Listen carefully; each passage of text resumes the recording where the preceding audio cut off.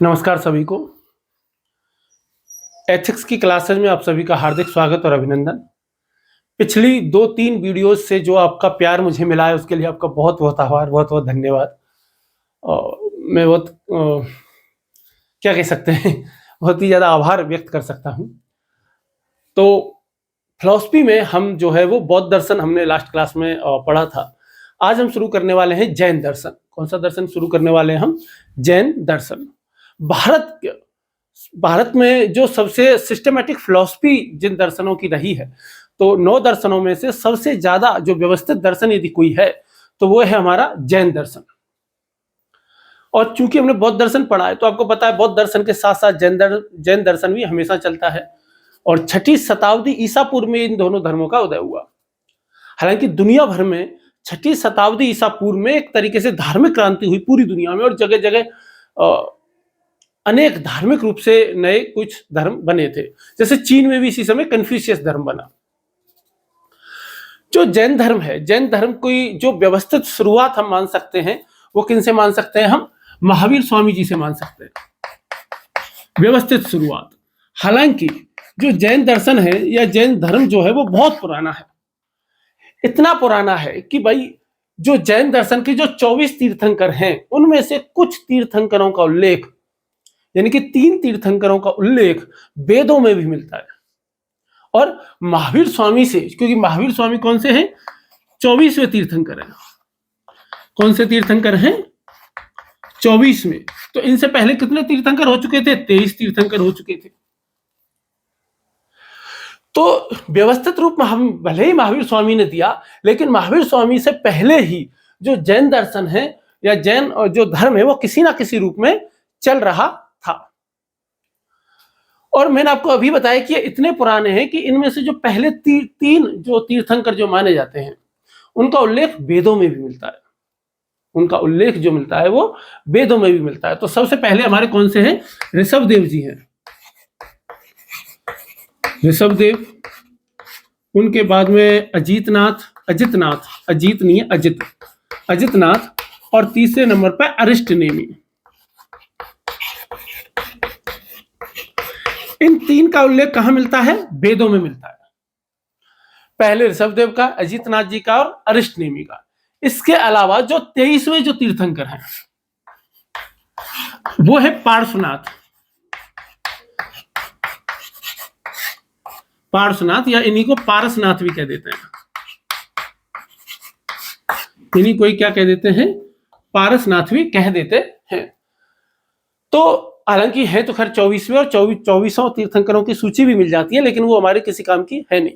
तो हमको बस इनसे लेना देना है। ऋषभदेव, अजितनाथ और अरिष्टनेमी, इनका नाम यदि हमें पता रहे कि भाई वेदों में इनके नाम का उल्लेख मिलता है तो ठीक है, पीटी वगैरह में कहीं पूछ लिया जाए या आरएस वगैरह में पूछ लिया जाए, एमपी में पूछ लिया जाए। 24वें तीर्थंकर महावीर स्वामी हैं ही, और 23वें हमारे पार्श्वनाथ हैं या पारसनाथ जी हैं। जो जैन शब्द जो बना है, ये जैन शब्द किससे बना है? जैन से बना है। अब यदि कोई चार्वाक होगा तो जिन शब्द सुनते ही उसको तो कुछ और याद आएगा, है ना? मदरा की एक ब्रांड है जिन। लेकिन जिन का, जैन दर्शन में जिन का मतलब क्या है? विजेता। जिन का मतलब क्या है? विजेता या जीतने वाला। वही विजेता ही वही जीतने वाला होता है। और यहां पे किसको जीतने वाला? इंद्रियों को जीतने वाला। इंद्रियों को जीतने वाला। किसको जीतने वाला? इंद्रियों को जीतने वाला। और हिंदी और संस्कृत में इंद्रियों को जीतने वाले के लिए जो शब्द चलता है उसके लिए क्या शब्द चलता है? जितेंद्रिय। क्या शब्द चलता है? जितेंद्र। तो जितेंद्र जो है वो वैसे तो दोनों तरफ से लिखा जाता है। असली तो जो जितेंद्र जो होता है वो ऐसे लिखा जाएगा, जितेंद्र, ठीक है। लेकिन जिन शब्द से बन रहा है तो इसलिए यहां पर जितेंद्र लिख देते हैं। क्या लिख देते हैं? जितेंद्र। वही चीज कहां आएगी? वर्धमान, और वर्धमान पढ़ते समय भी आएगी कि महावीर स्वामी का बचपन का नाम क्या है? वर्धमान। लेकिन क्या ये भी मिलेगा? वर्धमान, ठीक है। तो ये दोनों ही शब्द सही हैं, और ये दोनों भी शब्द क्या है? सही। और आप जो है वो जैन दर्शन में मान सकते हैं। लेकिन हिंदी की दृष्टि से तो जीत धन इंद्र ही रहेगा। हिंदी की दृष्टि से तो बड़ी मात्रा ही रहेगा जीत धन इंद्र, लेकिन जितेंद्र शब्द खूब मिलता है इसमें, आगम साहित्य में जितेंद्र शब्द खूब मिलता है। तो जिसने इंद्रियों को जीत लिया है, और जो इंद्रिय ना केवल जिसने इंद्रियों को जीत लिया है, बल्कि जिसको क्या है, जिसको केवल ज्ञान की भी प्राप्ति हो चुकी है, जिसको केवल ज्ञान भी प्राप्त हो चुकी है, और जिसको केवल ज्ञान प्राप्त हो जाता है उसको हम या तो केवली कहते हैं या केवलिन कहते हैं। जिसको केवल ज्ञान प्राप्त हो जाता है, जो अपनी इंद्रियों को जीत लेता है, उसके बाद उसे केवल ज्ञान प्राप्त हो जाता है, और जिसको केवल ज्ञान प्राप्त हो जाता है उसी को ही केवली या केवलिन कहते हैं। तीर्थंकरों का जो दर्जा है, जैन दर्शन में तीर्थंकरों का जो दर्जा है वो कैसा माना जाता है, सबसे ऊपर माना जाता है, यानी भगवान से भी ऊंचा दर्जा तीर्थंकरों का माना जाता है। ये बड़ी अजीब सी बात है कि जो तीर्थंकर है, तीर्थंकरों का दर्जा जो है वो किससे ऊंचा माना जाता है, भगवान से भी ऊंचा दर्जा जो है वो माना जाता है। आपको ये बड़ा अजीब लग रहा होगा कि यार भगवान जो परम ब्रह्म है, जो परम तत्व है, जो अंतिम सत्ता है, उससे भी ऊपर कोई कैसे हो सकता है। अब है क्या, देखिए जैन दर्शन में महावीर स्वामी ने ईश्वर को मना कर दिया, ईश्वर को नकार दिया, ईश्वर को नकार दिया है, लेकिन वो केवल सिद्धांत में नकारा, और महावीर स्वामी ने ही नकारा। अब जब व्यवहार में आया तो व्यवहार में, जैसे कि आपको पता है कि जब बौद्ध धर्म है तो गौतम बुद्ध ने भी क्या कहा था कि भगवान कुछ नहीं होते। तो उनकी जो एक शाखा है जो गौतम बुद्ध के काफी नजदीक है, जिसको हीनयान कहते हैं, उन्होंने भी कहा कि भगवान कुछ नहीं होता। लेकिन जो महायान शाखा है, जो कि बौद्ध, जो गौतम बुद्ध है उनसे थोड़ा आगे चल गई है, उसने क्या कहा कि नहीं, भगवान गौतम बुद्ध खुद ही भगवान है, गौतम बुद्ध खुद ही भगवान है, और उन्होंने अमिताभ बुद्ध की अवधारणा दे दी। ठीक उसी प्रकार महावीर स्वामी ने भी यह कहा कि भगवान कुछ नहीं होते, ईश्वर कुछ नहीं होता। लेकिन जो दिगंबर संप्रदाय है, दिगंबर संप्रदाय ने क्या कहा कि नहीं, जो महावीर स्वामी है ना वो खुद ही भगवान है, जो हमारे तीर्थंकर हैं वो क्या है, भगवान है, और उनका दर्जा क्या दे दिया, भगवान से भी ऊंचा दर्जा दे दिया। तो देखिए इसको समझाने के लिए मैं आपको बात बताऊं तो यदि आप देखो तो जो दर्शन जो होते हैं, दर्शन अक्सर करके तीन तरीके के होते हैं। एक तो कैसा होगा, आस्तिक,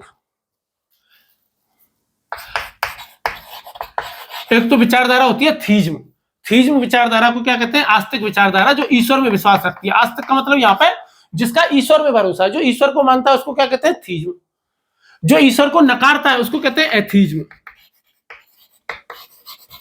जो ईश्वर को क्या कर दे, नकार दे, उसको क्या कह देते हैं, एथीज्म कह देते हैं। तो एक पॉल टिलिप नाम के एक दार्शनिक हुए, कौन हुए, पॉल टिलिप नाम के एक दार्शनिक हुए, और उन्होंने एक बात कही जिसको हम क्या कहते हैं, ट्रांसथीज्म। उन्होंने एक बात कही या एक शब्द दिया जिसका नाम है TRANS, ट्रांसथीज्म, THEISM, ट्रांसथीज्म। ट्रांसथीज्म का मतलब क्या है कि जो सिद्धांत में तो ईश्वर को मना कर देता है लेकिन व्यवहार में ईश्वर को अपना लेता है, या जो सिद्धांत में तो ईश्वर को मान लेता है लेकिन व्यवहार में नकार देता है। हालांकि ये दूसरी वाली सिचुएशन बहुत रेयर होती है, और अक्सर करके पहली वाली होती है कि सिद्धांत में ईश्वर को नकार देते हैं लेकिन व्यवहार में ईश्वर को अपना लेते हैं, तो उसको कहते हैं ट्रांसथीज्म। और ये जो विचारधारा दी किसने दी, पॉल टिलिप करके एक दार्शनिक हुए, उन्होंने ये दी। ठीक है, टिलिप है, टिलिक है ना, टिलिक ऐसा करके है ना, देख लेना एक बार और कंफर्म, पॉल टिलिक या टिलिफ करके ही है ना। तो अब यदि आप इस तरीके से देखोगे तो अब भगवान को तो महावीर स्वामी जी ने नकार दिया सिद्धांत में, हालांकि व्यवहार में अपना लिया है। इसीलिए इसी बात के आधार पे हम क्या कहते हैं कि भाई जो बुद्ध हैं, बौद्ध धर्म है, और जो जैन धर्म है, ये दोनों ही वेदों को नकारते हैं, उपनिषदों को नकारते हैं। हम कहते हैं ना, उन पर सवाल खड़े किए, क्यों, क्योंकि वेद और उपनिषद तो सबसे पहली चीज ईश्वर को मानते हैं, उसके बाद आत्मा को भी मानते हैं, लेकिन आत्मा को गौतम बुद्ध नहीं मानते। लेकिन जो जैन धर्म है, महावीर स्वामी जैन धर्म में आत्मा को स्वीकार कर लिया, पुनर्जन्म को भी स्वीकार कर लिया, और पुनर्जन्म को गौतम बुद्ध ने भी स्वीकार कर लिया था, उन्होंने आत्मा को स्वीकार नहीं किया था। इन्होंने कर्म फल को भी या कर्म सिद्धांत को भी स्वीकार कर लिया, और गौतम बुद्ध ने भी कर लिया था।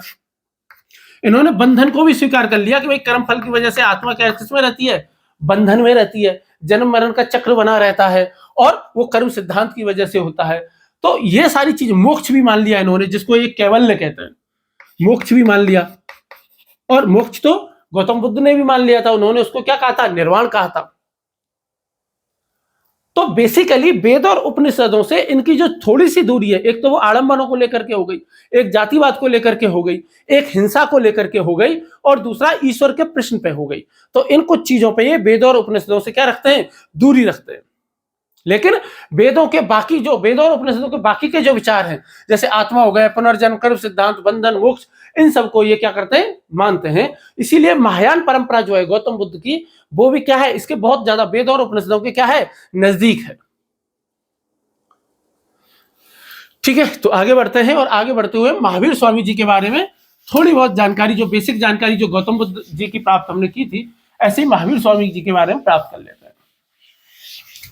आपको पता है कि जैन दर्शन जो है वो ये भी दो शाखाओं में बट गया था, एक होती है श्वेतांबर और दूसरे होते हैं दिगंबर। तो मैं आपको यही क्यों बता रहा हूं, अभी मैं आपको बताता हूं। तो जैन दर्शन की शुरुआत का जो बिल्कुल बुद्ध जिस पैटर्न पे है ना, सेम पैटर्न पे जैन दर्शन है। यहां भी एक बालक है जिसका नाम है वर्धमान। अब आप इसको वर्धमान लिखो चाहे वर्धमान लिखो, एक ही बात है ना। वर्धमान एक बालक है, इसका जन्म जो हुआ है श्वेतांबर परंपरा के अनुसार, इसका जन्म हुआ है 540 ईसा पूर्व में,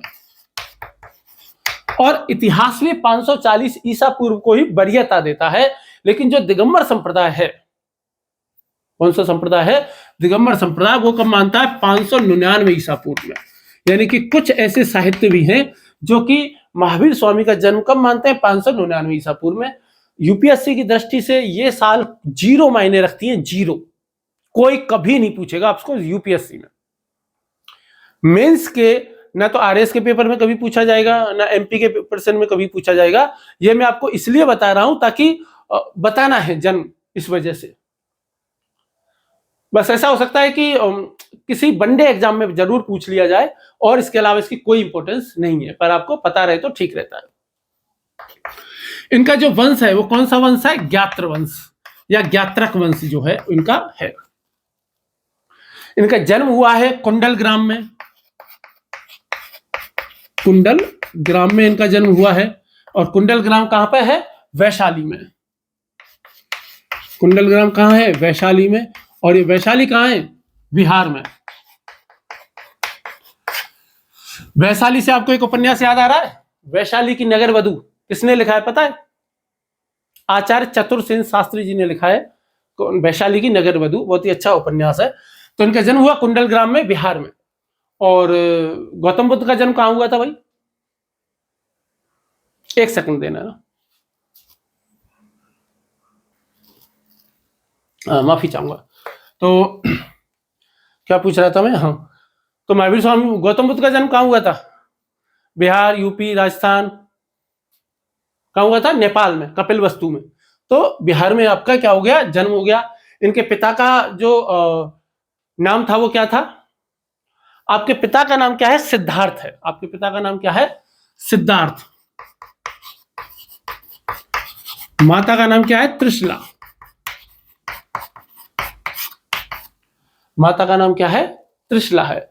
अब देखिए, दो है, इतिहास जिसे मानता है और श्वेतांबर परंपरा जिसे मानती है। तो इतिहास और श्वेतांबर परंपरा के हिसाब से इनके साथ में सेम कहानी चलती है। जैसे गौतम बुद्ध का जब जन्म हुआ तो एक सन्यासी ने उनको देखा और ये कहा कि या तो एक बहुत बड़ा, या तो एक चक्रवर्ती राजा बनेगा या एक महान सन्यासी बनेगा। तो कहते हैं कि इनके साथ में भी यही हुआ, वर्धमान के साथ में भी।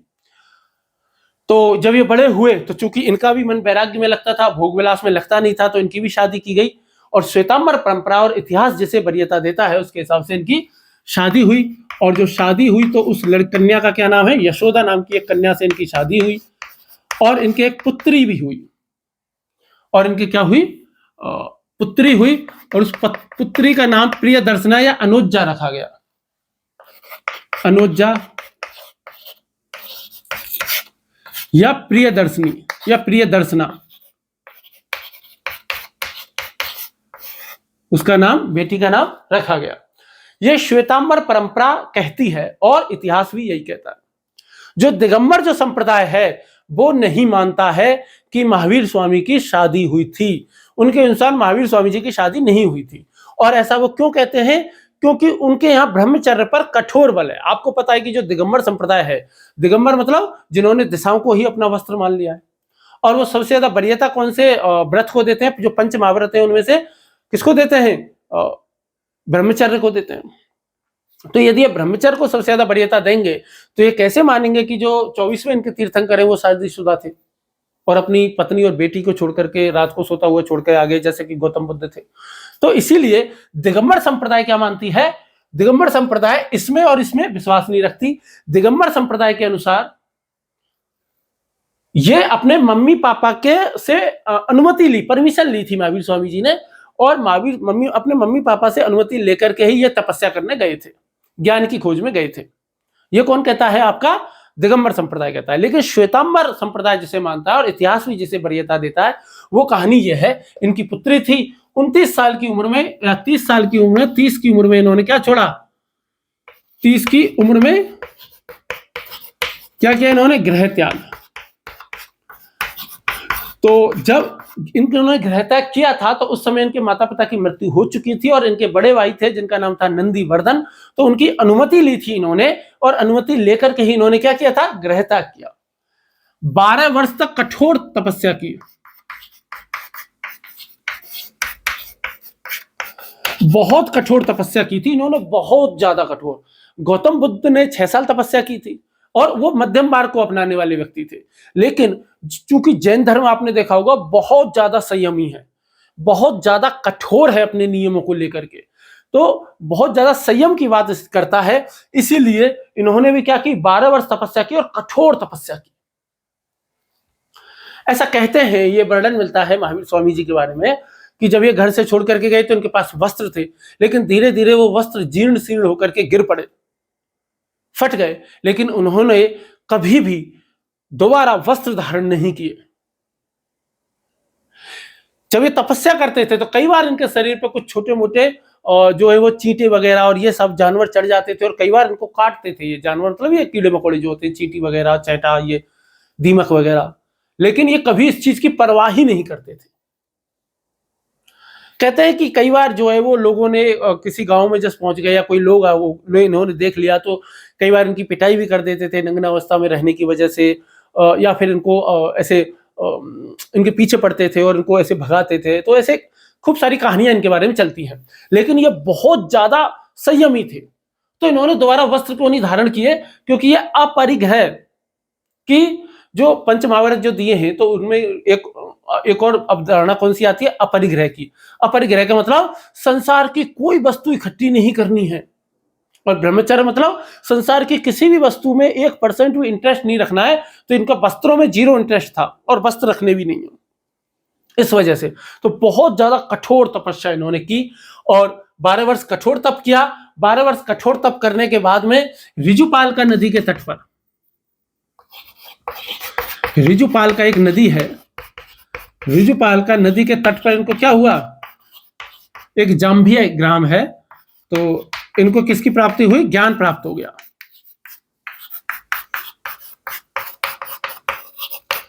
और ज्ञान प्राप्त होने के बाद में ये 30 वर्ष तक लोगों को क्या देते रहे? ज्ञान देते रहे। 30 वर्ष तक क्या करते रहे? लोगों को ज्ञान देते रहे।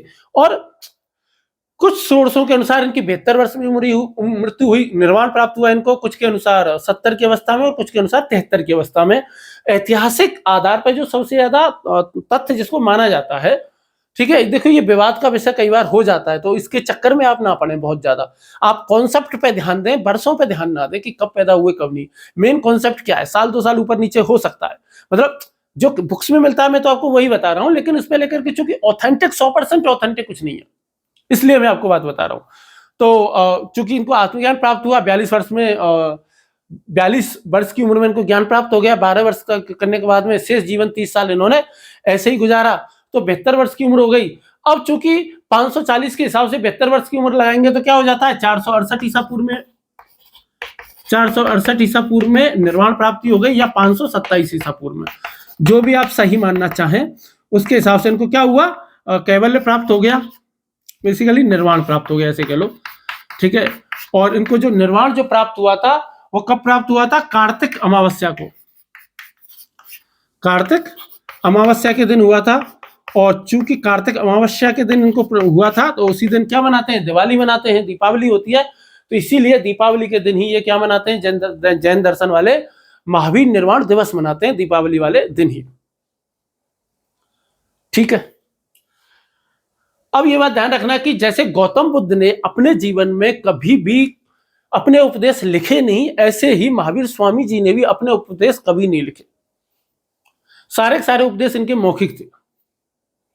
चूंकि सारे उपदेश इनके मौखिक थे तो जाहिर सी बात है कि जिस तरह गौतम बुद्ध जो बौद्ध धर्म था वो गौतम बुद्ध के जाने के बाद दो संप्रदायों में बट गया, ठीक उसी प्रकार महावीर स्वामी जी के जाने के बाद में जो जैन दर्शन है ये भी किसमें बट गया, दो भागों में बट गया।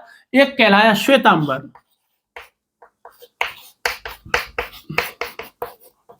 और दूसरा कहलाया दिगंबर। श्वेतांबर वो हैं जो श्वेत वस्त्र धारण करते हैं और दिगंबर वो हैं जिन्होंने दिशाओं को ही अपना वस्त्र मान लिया है। तो जो श्वेतांबर जो संप्रदाय है वो महावीर स्वामी जी के विचारों के बहुत ज्यादा नजदीक है। नजदीक तो दिगंबर भी है, थोड़ा बहुत मामूली सा अंतर है, मूल प्रकृति में दोनों सेम है। जैसे श्वेतांबर संप्रदाय में क्या होती है, साध्वियां भी होती हैं। आपने देखी होंगी बहुत सारी जैन साध्वियां देखी होंगी सफेद वस्त्रों में, ठीक। तो ये साध्वियां भी होती हैं। साध्वियां होने के बाद ये जो श्वेतांबर जो है वो क्या करते हैं, मूर्ति पूजा में विश्वास करते हैं। हालांकि महावीर स्वामी जी ने ईश्वर का विरोध किया, मूर्ति पूजा का भी खंडन किया, लेकिन उनके जाने के बाद भगवान को भी मान लिया और मूर्ति पूजा भी शुरू कर दी। और इसके अलावा इनके एक संप्रदाय और बन गया श्वेतांबर में ही, और उसको कहते हैं स्थानकवासी। इस पे प्रश्न आया हुआ है पीटी में 2018 में, ध्यान रखना। स्थानकवासी संप्रदाय का संबंध किससे ऐसे आया था, तो जैन धर्म से।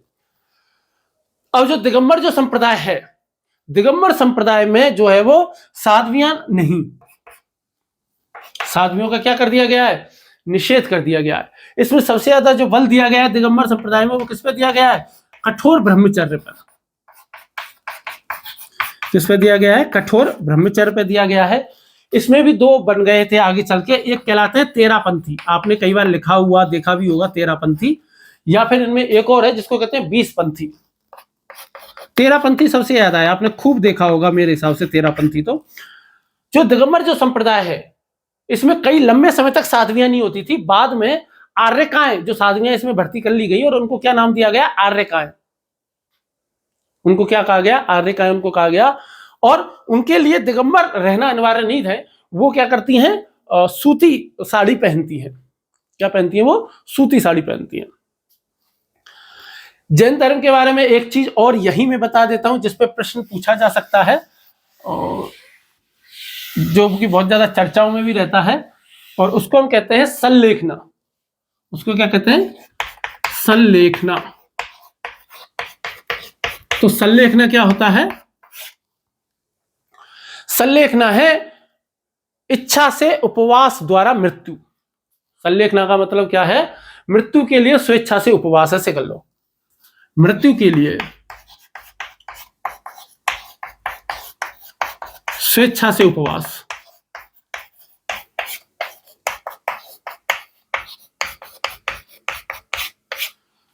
क्या करेंगे कि ये धीरे धीरे खाना अपना कम करते जाएंगे। जैसे शुरू में मान लो 4 रोटी खाते थे, फिर 3 कर दी, फिर 2 कर देंगे, फिर 1 कर देंगे, फिर आधी कर देंगे, फिर रोटी छोड़ ही देंगे, फिर केवल जो है वो पीने की चीजों पर रहेंगे, फिर धीरे धीरे वो भी कम कर देंगे, अंत में जल भी छोड़ देते हैं। एक ऐसी सिचुएशन आती है। तो इस तरीके से ये क्या करते हैं, अपनी मृत्यु को प्राप्त होते हैं। तो ये कहलाती है सल्लेखना विधि। 2015 में इस पर बैन भी लगा दिया था राजस्थान सरकार ने, राजस्थान हाईकोर्ट ने, राजस्थान हाईकोर्ट ने इस पर बैन लगा दिया था। लेकिन उसी साल सुप्रीम कोर्ट ने इस बैन को हटा दिया था। लेकिन उसी साल सुप्रीम कोर्ट ने इस बैन को क्या कर दिया था, हटा दिया था। तो ये बेसिक जानकारी है आपकी किसकी, किसके बारे में, और जैन दर्शन के बारे में, जैन धर्म के बारे में। एथिक्स के लिए बताने की कोई खास आवश्यकता थी नहीं इसे, लेकिन फिर भी ठीक है, चलो समझने के काम में आएगी। इसको नहीं, अगर मान लो कोई इसको ही नहीं जानता होगा तो फिर आगे समझेगा कैसे।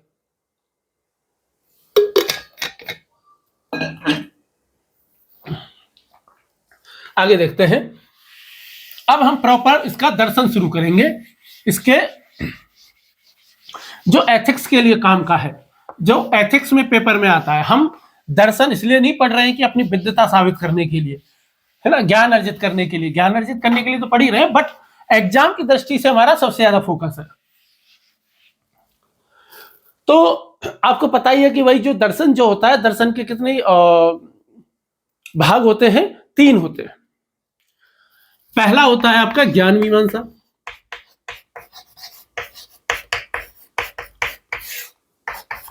दूसरा होता है तत्व मीमांसा, और तीसरा होता है आपका नीति मीमांसा।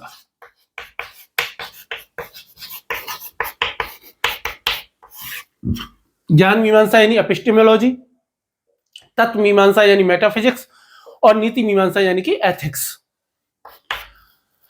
अब बड़े मजे की बात यह है कि देखो, ज्ञान मीमांसा और एथिक्स का दूर दूर तक कोई रिलेशन मतलब होता नहीं है आमतौर पे, लेकिन जैन दर्शन मैंने आपको बताया ना, बहुत ही सिस्टमैटिक फिलॉसफी है, बहुत व्यवस्थित दर्शन है।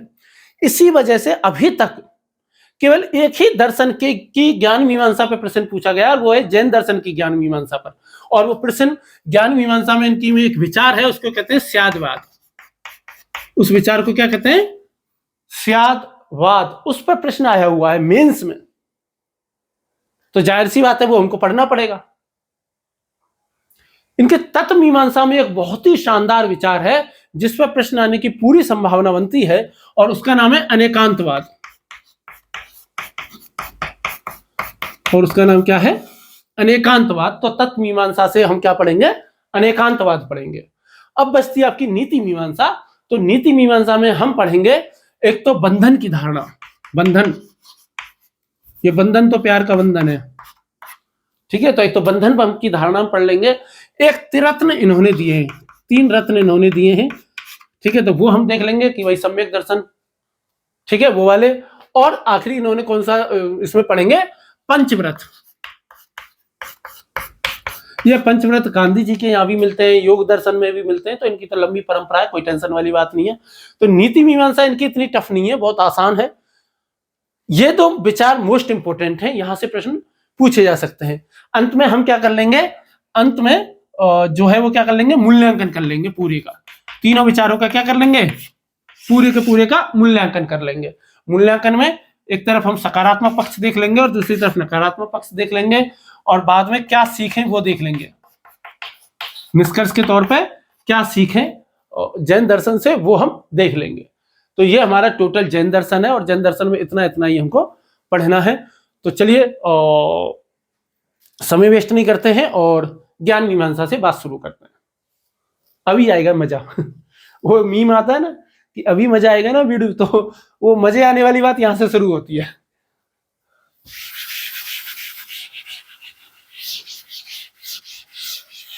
वैसे कुछ भी कहो, पढ़ने में मजा तो आता है नहीं, मतलब इन सब चीजों को पढ़ने में कि भाई जैसे वैसे तो कहते हैं कि यार पढ़ना बहुत कठिन काम है, बहुत बोरिंग काम है, यार कौन पढ़ेगा और ये वो।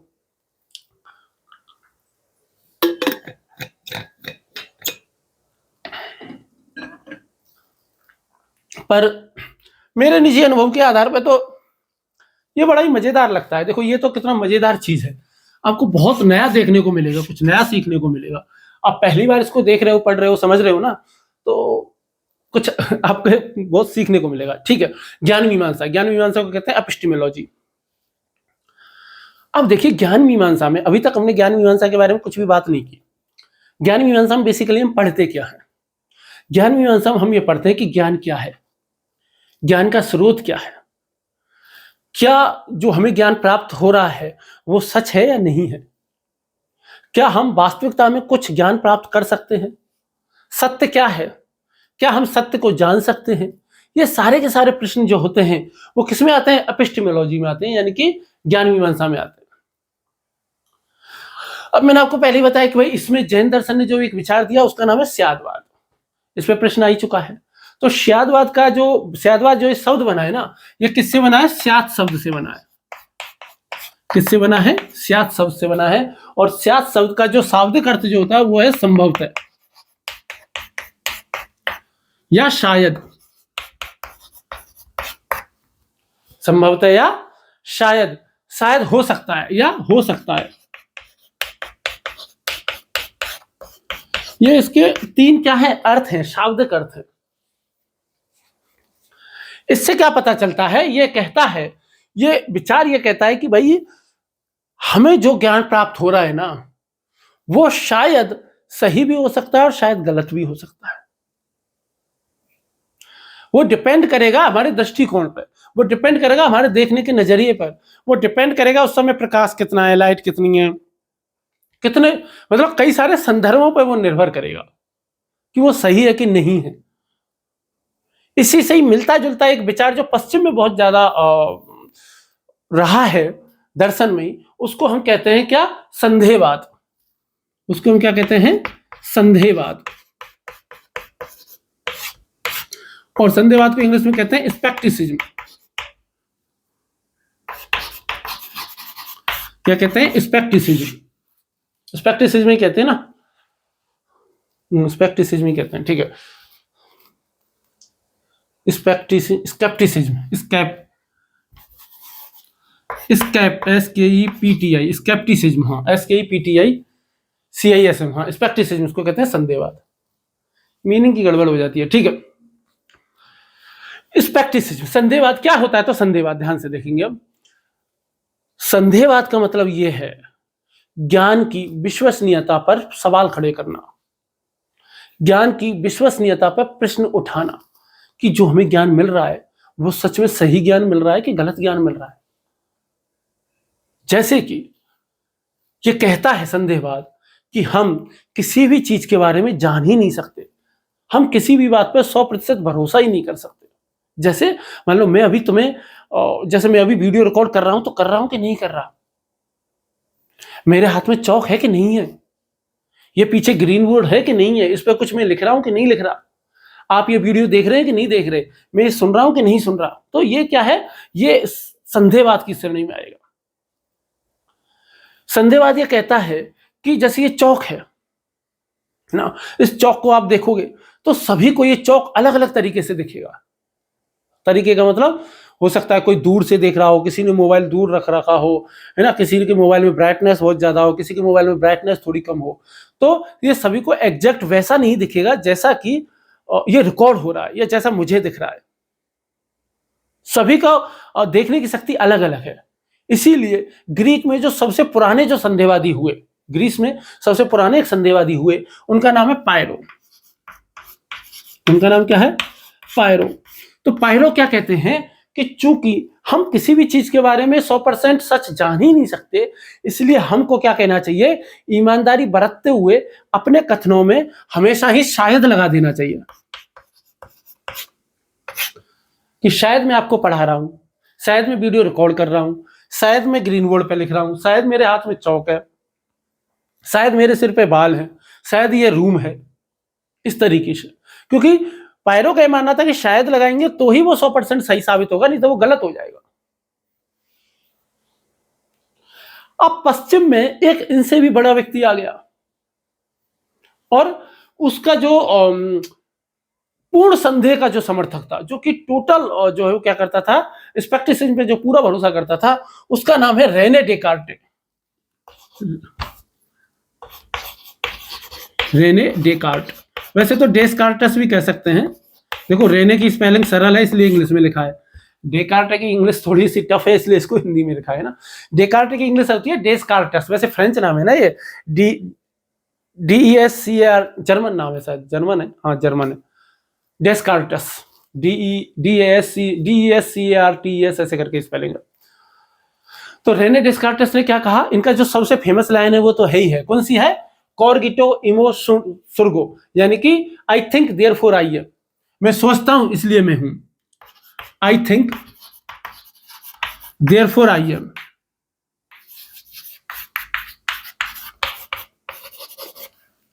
मैं सोचता हूं इसलिए मैं हूं। लेकिन इसके अलावा इन्होंने संदेहवाद के आधार पर संदेहवाद में एक और बहुत अच्छा कथन दिया। ये तो इनका सबसे ज्यादा फेमस हुआ ही। एक और कथन दिया जिसे सुन करके शायद आपको हंसी आए और आप ये कहो कि अरे डेकार्ट आदमी पागल ही था क्या, कैसी पागलों जैसी बातें कर रहा है। और ये बात तो सच है ही कि भाई जो दर्शन शास्त्री जो होते हैं, दार्शनिक जो होते हैं, कि वो दुनिया को वो पागल ही लगते हैं, उनकी बातें पागलों जैसी ही लगती हैं। तो क्या कहते हैं, देखो डेकार्ट क्या कहते हैं, dreams and reality might feel the same. Dreams and reality, सपने और वास्तविकता, माइट फील द सेम, एक जैसे लग सकते हैं। How do I know I am not dreaming right now? How do I know I am not dreaming right now? मैं ये कैसे पता लगाऊं कि मैं अभी सपना नहीं देख रहा हूं?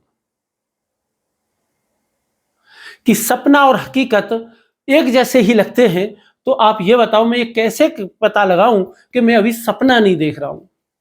उसने सभी को, पूरी दुनिया को ये चुनौती दे दी कि भाई साबित करके दिखाओ कि तुम सपना नहीं देख रहे। आप साबित करके बता सकते हो क्या कि आप सपना नहीं देख रहे हो और अभी जाग रहे हो? मैं साबित कर सकता हूं क्या? तो डेकार्ट ने चुनौती दे दी। अब आपको हंसी आ रही होगी कि ऐसा कैसे हो सकता है कि यार कि ये साबित ही नहीं हो पाए कि कोई सपना देख रहा है कि जाग रहा है। इसी से मिलती जुलती एक और बात कही किसने? चीनी फिलोसफर ने, एक चाइनीज फिलोसफर है और उसका नाम है जुआंगजी, ZHUANGHI या ZHI, जुआंगजी है ना, ये नाम है इनका, जुआंगजी, GZI है, GZI, ठीक है, जुआंगजी। इसने क्या कहा? ये कहता है कि मैंने सपना देखा कि मैं एक तितली हूं और मैं एक फूल पे बैठा हूं। मैं एक तितली हूं और फूल पे बैठी हूं। अब ये कह रहे हैं कि अब मैं कैसे पता लगाऊं कि क्या मैं एक तितली हूं जो मानव होने का सपना देख रही हूं, या मैं एक मानव हूं जो तितली होने का सपना देख रहा हूं? आपको थोड़ी अजीब लग रहा होगा, दोबारा सुनो। देखो डेकार्टे ने तो क्या कहा था? डेकार्टे ने यह कहा कि भाई कि सपना और वास्तविकता एक जैसे प्रतीत होते हैं, एक जैसे ही लगते हैं, इसलिए मैं ये कैसे पता लगाऊं कि मैं अभी सपना नहीं देख रहा हूं। और यही बात जुआंग जी क्या कह रहे हैं? जुआंग जी ये कह रहा है कि भाई एक दिन मैंने सपना देखा कि मैं एक तितली हूं और मैं एक फूल पर बैठी हूं। तो अब बताओ कि क्या मैं एक मानव हूं जो तितली होने का सपना देख रहा हूं, या मैं एक तितली हूं जो मानव होने का सपना देख रहा हूं? मैं अब ये इन दोनों में डिफरेंशिएट नहीं कर पा रहा, दोनों में अंतर नहीं कर पा रहा। कोई मुझे बताओ मैं क्या हूं? तो लोगों ने क्या कहा? कौन हो आप? पागल हो और क्या हो? ऐसी बातें कर रहे हो कि सपना देख रहे हो, सच देख रहे हो? मूर्ख, भांग वांग पी ली है क्या? नशा वशा कर लिया है क्या? बात हो गई है ना?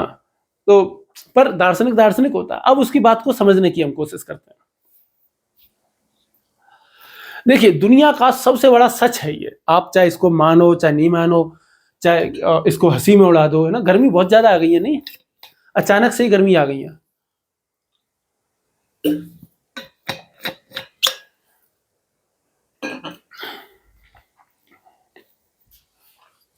अब चाहे इसको हंसी में उड़ाओ, कुछ भी कहो, दुनिया का बड़े से बड़े वैज्ञानिक, दुनिया का बड़े से बड़ा आदमी, चाहे वो डोनाल्ड ट्रंप, चाहे वो एलन मस्क, चाहे वो हो आपके आइंस्टीन, चाहे वो न्यूटन, चाहे वो आपके स्टीफन हॉकिंस, चाहे वो हाइजेनबर्ग हो, श्रोडिंगर हो, मोदी जी हो, चाहे अपने मोटा भाई अमित शाह हो या योगी जी हो, ठीक है, कोई भी हो, कोई भी व्यक्ति कभी भी ये साबित कर ही नहीं सकता कि वो सपना देख रहा है। कोई ऐसी विधि है ही नहीं जिससे कोई एक व्यक्ति यह बता सके अपने बारे में कि मैं अभी सपना नहीं देख रहा हूं या मैं अभी सपना देख रहा हूं। और शंकर और हीगल का जो दर्शन है उसका मूल आधार यही बात है।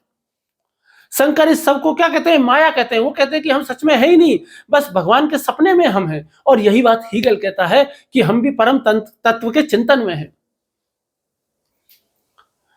तो मजे की बात क्या है कि दुनिया में कभी किसी को नहीं पता चल रहा कि हम सपना देख रहे हैं, बल्कि क्या पता चलता है कि हम सपना देख रहे थे। हम सपना देख रहे थे। आप सोचो कि यदि आपको यह पता होता कि मैं सपना देख रहा हूं, तो फिर वो आपके लिए सपना थोड़ी होता, वो तो फिर आपके लिए फिल्म हो जाती। फिर तो अब आपको टीवी देखने जैसा हो जाता, फिर तो वो आपको मेरा वीडियो देखने जैसा हो जाता, फिर तो वो आपको कोई सीरियल देखने जैसा हो जाता कि हाँ भाई सीरियल का टेलीकास्ट होगा, चलो सो जाते हैं, रात को जो है वो 1 बजे से 3 बजे तक होगा। सपने में भय लगता है तो ओरिजिनल भय लगता है, खुशी होती है तो ओरिजिनल खुशी होती है, डर लगता है तो ओरिजिनल डर लगता है। और बड़े मजे की बात कहनी नहीं चाहिए, लेकिन बहुत से लोग तो सच सच, छोटे बच्चे तो सूसू पोटी भी कर देते हैं बेचारे, क्योंकि उनको लगता है कि वो सच में सूसू कर रहे हैं बाहर जाकर के। तो ये कभी पता नहीं चलता कि हम सपना देख रहे हैं। हमें क्या पता चलता है? हमें पता चलता है कि हम सपना देख रहे थे। थे है नहीं थे। हमेशा ही क्या पता चलेगा कि हम सपना देख रहे थे। हम सपना देखेंगे ये भी नहीं पता। हम सपना देख रहे हैं ये कोई नहीं बता सकता, लेकिन क्या बता सकते हैं कि हम सपना देख रहे थे। कि सपना टूटने के बाद ही पता चलता है कि हम सपना देख रहे थे। आदमी डर जाता है, बच गए, आज तो बच गए। कितने सारी चीजें होती हैं। और संदेहवाद का और चरम रूप यहां देखने को मिलता है। एक और विचारक है जिनका नाम है डेविड ह्यूम। डेविड ह्यूम, देखिए आपको हंसी आ रही होगी वो सपने वाली बात पे अभी तक हुई है ना, और आपको ऐसा लग रहा होगा कि कैसा पागल आदमी है। अभी तेरे एक थप्पड़ मारेंगे, एक गाल पे पड़ जाए तेरे, तो तुझे पता नहीं चलेगा कि तू सो रहा है कि जाग रहा है। यदि तेरे को अभी यहाँ चुटकी काटे तो तेरे को पता नहीं चलेगा सो रहे हैं कि जाग रहे हैं। अभी तेरे को गर्मी लग रही है, तू बार बार पानी पी रहा है, तो तेरे को पता नहीं चल रहा है कि जो है कि तू सो रहा है कि सपना देख रहा है। पर सच बात यह है ना कि ये सारे काम तो सपने में भी हो सकते हैं। सपने में भी तो कोई हमारी पिटाई कर सकता है, सपने में भी तो कोई चूटी काट सकता है, सपने में भी तो मैं वीडियो रिकॉर्ड कर सकता हूँ, सपने में भी तो मैं बार बार पानी पी सकता हूँ। ये सारे काम सपने में भी तो हो सकते हैं। तो ये सारी की सारी बातें हैं। तो डेविड ह्यूम जो है, वो डेविड ह्यूम क्या कहते हैं कि भाई संदेह की शुरुआत, संदेह से ही ज्ञान की शुरुआत होती है। ये क्या कहते हैं कि संदेह से ही ज्ञान की शुरुआत होती है। संदेह से ही ज्ञान की शुरुआत होती है।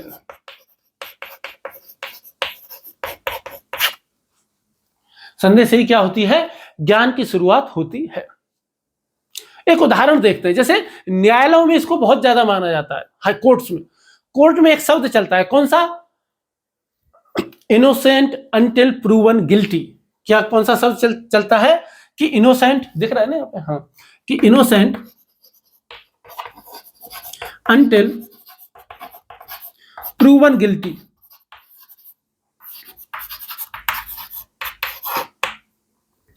कि यह तब तक निर्दोष है जब तक कि यह दोषी साबित ना हो जाए। तब तक कोई भी व्यक्ति निर्दोष है जब तक कि यह दोषी साबित ना हो जाए। तो जैसे एक जॉली एलएलबी फिल्म आपने देखी होगी, जॉली एलएलबी 2, अक्षय कुमार वाली और अन्नू कपूर जिसमें जो है। तो उसमें वो एक कश्मीर से एक व्यक्ति को लेकर के आता है पुलिस वाले को। तो वो कहता है कि साहब इस पे तो राजद्रोह का आरोप चल रहा है, केस चल रहा है। तो अक्षय कुमार क्या कहता है जज साहब से कि जज साहब इस पे केवल केस चल रहा है, अभी तक साबित नहीं हुआ है। तो अन्नी कपूर क्या कहता है, तुरंत ही कहता है कि जज साहब that is the bloody point, that is the whole point.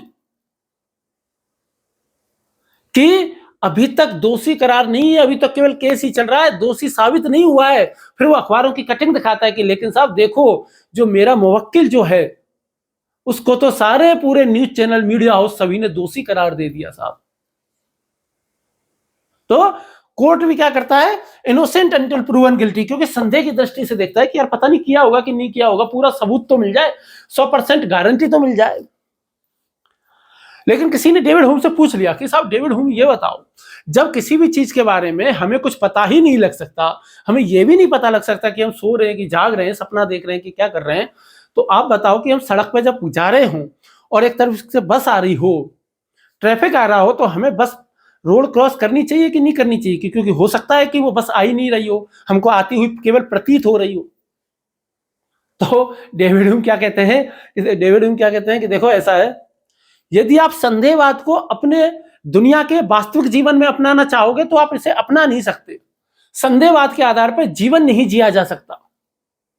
इसीलिए डेविड ह्यूम क्या कहते हैं कि मैं अपने स्पेक्टिसिज्म को अपने स्टडी रूम में लॉक कर देता हूं। और जब बाहर दुनिया में जाता हूं तो मैं संदेहवाद का अनुयायी नहीं रह जाता, लेकिन जब से मैं अपने स्टडी रूम में आता हूं वैसे ही मैं दोबारा से संदेहवादी हो जाता हूं, क्योंकि इससे जीवन नहीं जिया जा सकता। अब जो स्यादवाद और संदेहवाद की तुलना करते हैं तो उनको मैं ये बताना चाह रहा था कि जो स्यादवाद है वो इस संदेहवाद से काफी अलग है। स्यादवाद क्या है, इससे अलग है। और कैसे अलग है, क्योंकि स्यादवाद का जो इन्होंने जो शब्द यूज किया है वो डाउट यूज नहीं किया। इन्होंने ये नहीं कहा कि हम सच को पूरी तरह पता नहीं लगा सकते, बात तो ये भी कह रहे हैं कि हम नहीं लगा सकते, लेकिन ये क्या कह रहे हैं कि वो संदेह की दृष्टि से नहीं देख रहे, वो ये कह रहे हैं कि हम इसलिए नहीं देख सकते। महावीर स्वामी क्या कहते हैं कि क्योंकि हम सभी का ज्ञान कैसा है, हम सभी का ज्ञान कैसा होता है, सापेक्ष होता है। हम सभी का ज्ञान कैसा होता है, सापेक्ष होता है। अब आप ये सब सोचोगे, कहोगे कि साहब ये अभी नया शब्द आ गया कि सापेक्ष क्या होता है। दर्शन की दृष्टि से देखें, सापेक्ष को अंग्रेजी में कहते हैं रिलेटिव। तो एक शब्द होता है सापेक्ष, मैं आपको बता ही देता हूं ना।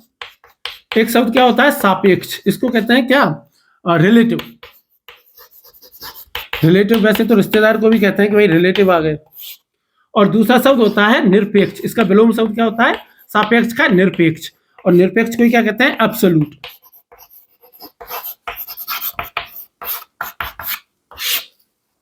निरपेक्ष को ही हम क्या कहते हैं, एब्सोल्यूट कहते हैं। अब देखो सापेक्ष जो शब्द है, तो मुझे गीता का एक डायलॉग याद आ गया। बी आर चोपड़ा वाली जो गीता है ना, वो महाभारत है, तो उसमें वो गीता वाला जो एपिसोड है उसमें तो वो कहते हैं कि सुख दुख, कृष्ण भगवान क्या कहते हैं कि सुख दुख, लाभ हानि, जय पराजय, ये सभी शब्द तो सापेक्ष हैं धनंजय। तुम इन शब्दों की सापेक्षता में मत उलझो, ये सारी चीजें हमेशा सापेक्ष ही रहती हैं। तो सापेक्ष का मतलब क्या है, सापेक्ष का मतलब है कि कोई एक चीज किसी दूसरी चीज पर निर्भर है, या किसी एक चीज का होना किसी दूसरी चीज की वजह से है। जैसे कि हम सभी सापेक्ष हैं। कैसे सापेक्ष हैं, क्योंकि हम सभी के होने का एक वजह है, और वो वजह क्या है, हमारे माता पिता। हमारे माता पिता नहीं होते हम सबके, तो हम भी नहीं होते, तो हम क्या हैं, हम सापेक्ष हैं, रिलेटिव हैं। किसके, अपने माँ बाप के। हमारा अस्तित्व जो है वो सापेक्ष है। कोई भी वस्तु है, कोई भी विचार है, कोई भी अनुभव है, कोई भी ज्ञान है, ये सभी किसी ना किसी संदर्भ या किसी ना किसी परिस्थिति के ऊपर निर्भर होते हैं। जैसे यदि कोई नहीं हो इस दुनिया में, कोई व्यक्ति अकेला ही रह जाए, तो क्या कोई अकेला व्यक्ति गोरा हो सकता है? नहीं। क्या वो काला हो सकता है? नहीं। क्या वो लंबा हो सकता है? नहीं। क्या वो पतला हो सकता है? नहीं। क्या वो मोटा हो सकता है? नहीं। क्या वो अमीर हो सकता है? नहीं। क्या वो गरीब हो सकता है? नहीं। वो कुछ भी नहीं होगा, क्योंकि ये सारे शब्द तो सापेक्ष हैं। क्योंकि कुछ लोग गरीब हैं इसलिए अमीर हैं, क्योंकि कुछ लोग गोरे हैं इसलिए कुछ लोग काले हैं, क्योंकि कुछ लोग पतले हैं इसलिए कुछ लोग मोटे हैं, क्योंकि कुछ लोग छोटे हैं इसलिए कुछ लोग लंबे हैं। क्योंकि ये क्या है, ये सापेक्ष है। ज्ञान के आधार पर, परिस्थिति के आधार पर, स्थितियों के आधार पर, मूल्य के आधार पर, अनुभव के आधार पर। अकेले में तो कोई मैं भी नहीं हो सकता। आप अकेले में ये भी नहीं कह सकते मैं, क्योंकि उसके लिए तो फिर तुम भी होना चाहिए ना, तुम है ही नहीं। जब और कोई नहीं है, जब कोई भी नहीं होता, तब मैं भी नहीं रहता, क्योंकि मैं की जरूरत ही नहीं रह जाती। क्योंकि मैं की जरूरत तभी होती है जब तुम होते हो। तुम होगे तभी तो मैं हूंगा। जब मैं ही नहीं हूंगा, तो जब तुम ही नहीं होंगे तो मैं कैसे हो जाऊंगा, मैं भी नहीं रहूंगा। ये आपको थोड़ी अजीब सी लग रही होगी, लेकिन ये सच है। क्योंकि मैं क्या हूं, मैं तुम्हारे सापेक्ष ही तो हूं। कोई भी स्टूडेंट तभी तक स्टूडेंट है जब तक टीचर है। कोई भी टीचर तभी तक टीचर है जब तक कि स्टूडेंट है। भाई कोई माता पिता तभी तो होगा जब उसकी संतान होंगी। संतान ही नहीं होंगी, माता पिता कोई कैसे हो जाएगा। कोई भी ज्ञात चीज पूरी तरीके से सार्वभौमिक या अंतिम नहीं होती। कोई भी ज्ञान होता है, वो हमारी इंद्रियों पर, वो हमारी परिस्थितियों पर, वो हमारी भाषा पर, वो हमारी मानसिक स्थिति पर, इन सब पर निर्भर करता है। हमको बचपन से लेकर आज तक जितना भी ज्ञान मिला है वो सब सापेक्ष मिला है। हमसे किसी ने कह दिया कि तुम काले हो, तो मैंने मान लिया कि मैं काला हूं।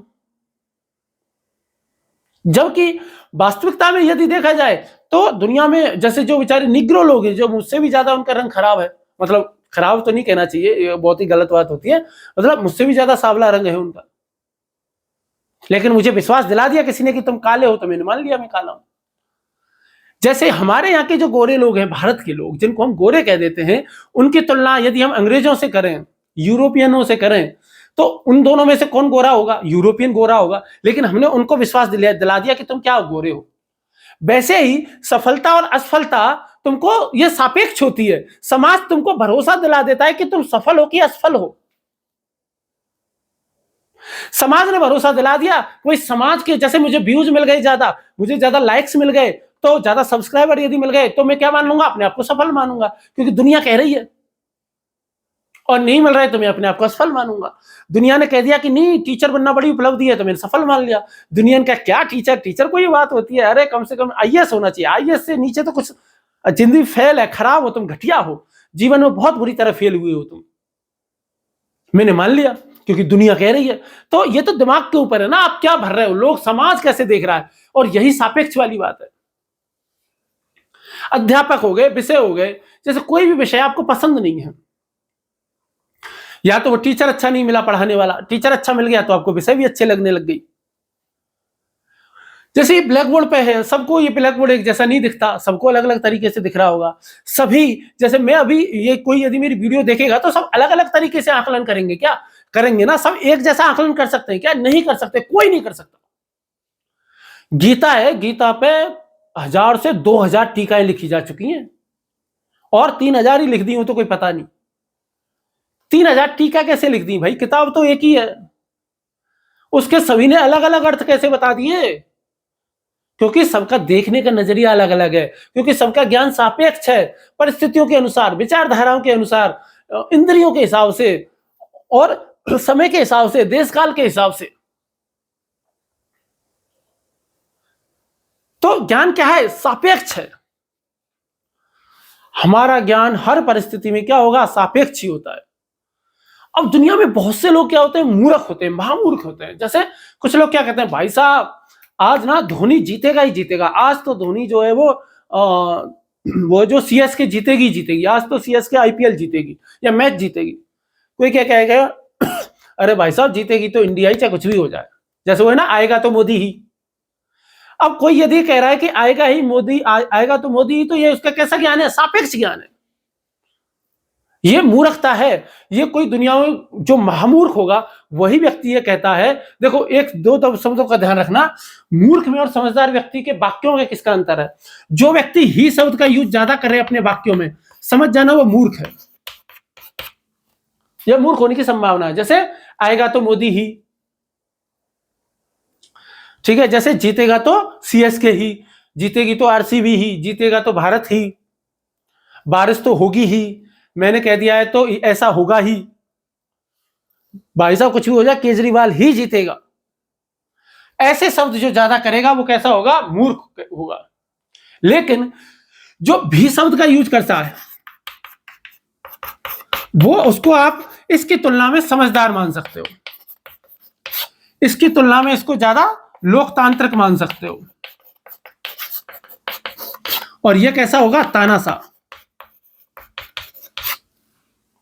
भी का मतलब क्या है कि यार वैसे तो सीएसके बहुत अच्छी टीम है, धोनी की टीम है, लेकिन यार विराट की टीम भी तो जीत सकती है, ऐसा क्या है? विराट की टीम भी कम नहीं है। आएगा तो मोदी ही, लेकिन फिर भी यार विपक्ष इस बार अच्छा गठबंधन कर रहा है, विपक्ष भी कोशिश तो करेगा, विपक्ष भी जीत सकता है। तो जो भी शब्द का यूज करेगा उसको आप समझदार कह सकते हो, उसको आप लोकतांत्रिक गुणों वाला व्यक्ति कह सकते हो। लेकिन जो ही, अरे भाई साहब हमने कह दिया ना यार, ऐसा तो होगा ही, हमने क्या कहा था पहले ही, होगा ही होगा, ऐसा व्यक्ति जीवन में कभी भी कैसा नहीं हो सकता? लोकतांत्रिक नहीं हो सकता। अब इस सापेक्ष शब्द हो गया। अब सापेक्ष के बाद दूसरा शब्द देखते हैं, और दूसरा क्या है? निरपेक्ष। तो निरपेक्ष क्या होता है?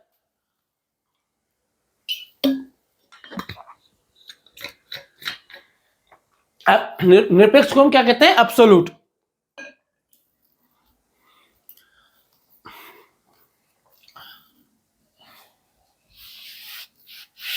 तो एब्सोल्यूट क्या है? एब्सोल्यूट का मतलब है कि कोई एक ऐसी चीज है जो दुनिया में किसी दूसरी चीज से प्रभावित हो ही नहीं रही, किसी दूसरी चीज पर निर्भर है ही नहीं, किसी दूसरे अस्तित्व की उसको आवश्यकता है ही नहीं। निरपेक्ष वो है जो पूरी तरीके से स्वतंत्र है, जो पूरी तरीके से पूर्ण है, जो स्वयं में पूर्ण है, जो से किसी भी दुनिया में किसी भी चीज की जरूरत नहीं है, किसी पर ही निर्भर नहीं है। और शंकर भगवान, शंकराचार्य सॉरी आदि शंकराचार्य जो हैं वो अपने जो ब्रह्म की वो क्या कहते हैं, शंकराचार्य क्या कहते हैं, नेति नेति, क्या कहते हैं, नेति नेति, कि ना इधर ना उधर।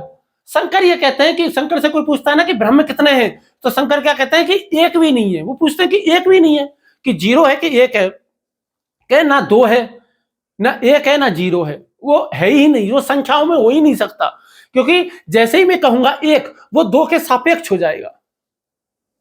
एक किसके सापेक्ष है, दो के। जीरो भी किसके सापेक्ष है, एक के, दो के, तीन के। भाई एक दो तीन है तभी तो जीरो है। यदि एक दो तीन नहीं होते तो ये कॉन्सेप्ट ही नहीं आता जीरो का और एक दो तीन का। तो क्या कहते हैं कि जो ब्रह्म है, शंकर क्या कहते हैं कि ब्रह्म जो है ना तो वो जीरो है, ना एक है, ना दो है, ना अनेक है, वो तो क्या है, एब्सोल्यूट है, वो नेति नेति है, वो तो एक भी नहीं है, जीरो भी नहीं है, बस वो है। क्योंकि वो क्या कहते हैं कि जैसे ही मैं कहूंगा वो किसी ना किसी चीज के सापेक्ष हो जाएगा, लेकिन जो मेरा जो ब्रह्म है वो कैसा है, एब्सोल्यूट आइडिया है, एब्सोल्यूट आइडिया है, यानी कि निरपेक्ष सत्य है, निरपेक्ष ब्रह्म है, वो निर्विकारी है। अब जीवन में तो कोई भी चीज देखो निरपेक्ष हो नहीं सकती, बहुत ही ज्यादा असंभव सी बात है कि जीवन में कोई चीज क्या हो जाए, निरपेक्ष हो जाए। ठीक है, इसीलिए हम क्या कह सकते हैं कि भाई, इसीलिए हम यहाँ पे ये आइडिया देना चाह रहे हैं कि हमको थोड़ा सा लोकतांत्रिक होना चाहिए, तानाशाह नहीं बनना चाहिए, और ये नहीं सोचना चाहिए कि मैं जो कह रहा हूं ना वही सच है। और यही बात किसमें किसमें कही गई है, स्यादवाद में कही गई है। और स्यादवाद क्या कहता है कि भाई हम सभी का ज्ञान कैसा होता है, सापेक्ष होता है। हम सभी का ज्ञान कैसा है, सापेक्ष है, देश काल परिस्थितियों स्थितियों हर चीज पर निर्भर करता है। हम में से दुनिया में किसी का भी ज्ञान पूर्ण नहीं है, दुनिया में किसी को भी क्या नहीं है, पूर्ण ज्ञान नहीं है, और किसी को हो भी नहीं सकता है, और किसी को पूर्ण ज्ञान हो भी नहीं सकता, क्योंकि जिसको भी ज्ञान होगा वो किसी ना किसी चीज के क्या होगा, सापेक्ष ही होगा। और जैसे ही किसी भी चीज के सापेक्ष होगा तो वो ज्ञान क्या हो जाएगा, मूल ज्ञान नहीं रह जाएगा, ओरिजिनल ज्ञान नहीं रह जाएगा। इसीलिए स्यादवाद हमें यह देता है कि हमें जो है वो विवेकशीलता से काम लेना चाहिए, विवेक से काम लेना चाहिए, और हमें शायद ही ऐसे शब्दों का प्रयोग अपनी बातों में ज्यादा करना चाहिए। किसी भी सत्य को अंतिम सत्य मान करके अड़ना नहीं चाहिए, मूर्ख बन के बहस नहीं करनी चाहिए कि ऐसा तो है ही है, कि दिन हो ही रहा है, मत करो बहस कि दिन हो रहा है। क्योंकि सच बात यह है, तर्क की दृष्टि में आप जाओगे, भरी दोपहरी हो रही है, लेकिन फिर भी कोई व्यक्ति ये साबित कर सकता है तर्क द्वारा कि दिन नहीं हो रहा है। कैसे साबित करेगा कि भाई दिन और रात तो होते ही नहीं है, तुमको दिखते हैं बस दिन और रात होते हैं, सच में कोई दिन रात थोड़ी होते हैं। वो तो धरती घूम जाती है, इसलिए तुमको अंधेरा हो जाता है, सूरज की रोशनी नहीं आती तो तुमको लगता है रात हो गई है। ये कोई रात थोड़ी हुई है, बस धरती घूम गई है, रात होती थोड़ी है, रात नाम की कोई चीज होती ही नहीं है, बस हमने इसको नाम दे दिया है जबरदस्ती का, देने की आवश्यकता भी नहीं है। क्योंकि जैसे ही तुम धरती से ऊपर जाओगे तो दिन और रात तो गायब ही हो जाएंगे, क्योंकि दिन रात स्पेस में तो कोई दिन रात नहीं होते। और यदि कोई जर्नी में यदि किसी को लगा दिया जाए कि और हमेशा वो जो है वो इस धरती की साइड में, जैसे सबसे पहले पूर्व में सूरज उग रहा है तो वो यहां से पश्चिम की तरफ दौड़ता दौड़ता रहेगा, तो क्या होगा कि वो हमेशा दिन में ही रहेगा, यदि उसकी स्पीड बहुत शानदार है तो उसके लिए रात कभी होगी ही नहीं। तो तर्क की दृष्टि से देखा जाए तो रात भी नहीं होती, दिन भी नहीं होता, बहुत सारी चीजें जो नहीं हो सकती। तर्क की दृष्टि से तो कोई कहे कि सर आप खड़े हुए हो, तो मैं खड़ा हुआ नहीं हूं, क्योंकि धरती घूम रही है 6,500 किलोमीटर प्रति सेकंड के हिसाब से घूम रही है लगभग। तो मैं कहां खड़ा हूं, मैं तो घूम रहा हूं, मैं तो ब्रह्मांड में रेस लगा रहा हूं, तेजी से दौड़ रहा हूं, तुमको दिख रहा हूं खड़ा हुआ, सच में खड़ा हुआ हूं नहीं। यही तो असली दर्शन है, यही तो ज्ञान है, सापेक्ष ज्ञान। क्योंकि हम सबका ज्ञान कैसा है, रिलेटिव है, किसी ना किसी चीज से जुड़ा हुआ है, एब्सोल्यूट नहीं है। जैसे मैंने ये बोला ना कि धरती घूम रही है तो मैं दौड़ रहा हूं, तो ये भी मैंने आंखों से तो आज तक धरती घूमती हुई नहीं देखी, आज तक तो मैं स्पेस में नहीं गया, अपनी आंखों से नहीं देखा, तो मैंने किसी पुस्तक को देखा, कहीं पे देखा और उनको पढ़ करके, यानी कि मेरा ज्ञान क्या हो गया, उनके सापेक्ष हो गया। तो मेरा ज्ञान भी कैसा है, निरपेक्ष हो ही नहीं सकता। तो मैं जो भी चीजें बता रहा हूं वो एब्सोल्यूट हो ही नहीं सकती। तो बेसिकली स्यादव्याद क्या है, बहुत ही ज्यादा दुनिया का सबसे ज्यादा लोकतांत्रिक यदि कोई विचार है तो जो मुझे लगता है जैन दर्शन वालों का वो है स्यादवाद। कट्टरता नाम की चीज इस दर्शन में, इस धर्म में कभी नहीं आ सकती। जैन धर्म में कट्टरता कभी नहीं आएगी। क्यों नहीं आएगी, क्योंकि इनके विचार ही देखो कितना शानदार है। स्यादवाद जो कह रहे हैं कि शायद तुम्हारा ज्ञान भी सच हो सकता है। यार ऐसी क्या बात है, हमारा भी हो सकता है, तुम्हारा भी हो सकता है।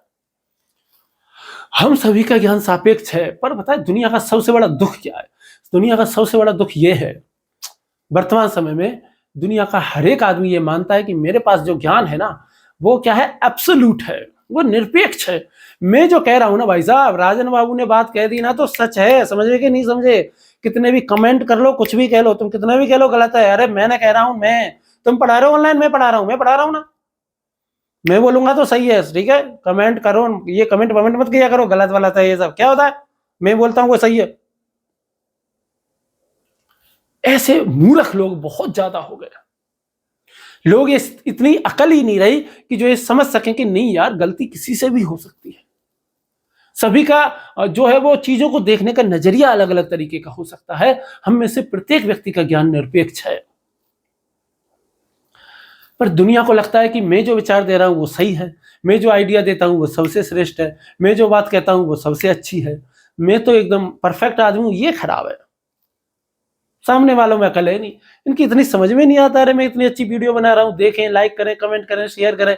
ऐसा तो नहीं, मेरे अब तक तो कम से कम नहीं तो 50,000 सब्सक्राइबर हो जाते थे। इन लोगों को अकल ही नहीं है, गधे हैं।